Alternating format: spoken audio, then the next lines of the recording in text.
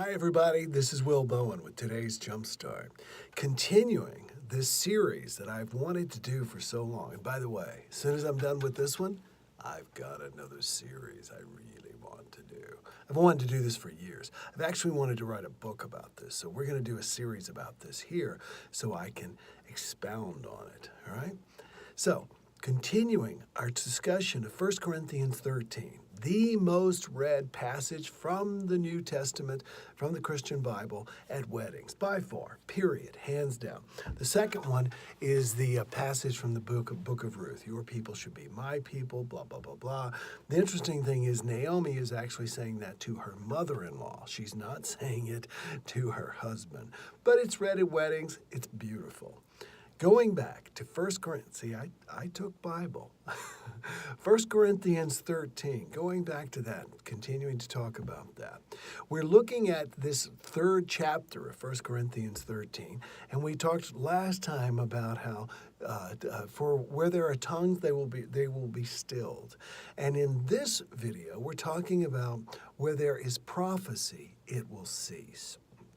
Now, if you watched the first few episodes, we talked about prophecy. We talked about people having the gift of prophecy. And in biblical time, that was a real common thing, even more so than it is today. You know, I love, one of the things I love about walking around New York City is seeing all the fortune tellers that live in their homes and they work in their homes, and they have signs, you know, come up and get your fortune told for $50 or $100 or whatever. I've never done it before. I have spoken with some pretty insightful people who call themselves psychics. There's one woman who has predicted some stuff for me which has been scary. So I'm not denigrating or saying they don't exist. What I'm saying is that back in what we consider biblical times, that is when the people who sat down and penned the Bible were living, this was believed to be a real legitimate thing, and people paid money for someone who could prophesy for them. And kings kept prophets close to them. They wanted someone to read the future.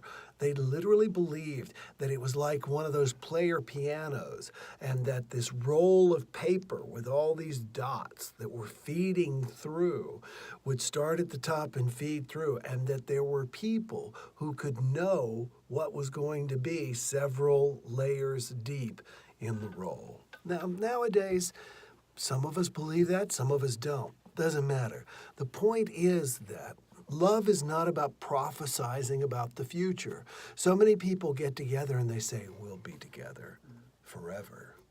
And they get divorced. I've been there myself. You probably have too.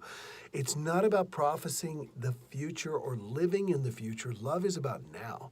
Love is about, can you understand and accept the person now? Whether you believe that people can see the future or not, the point is, when the future gets here, it'll be the present. Are you being loving in the present? Are you being loving?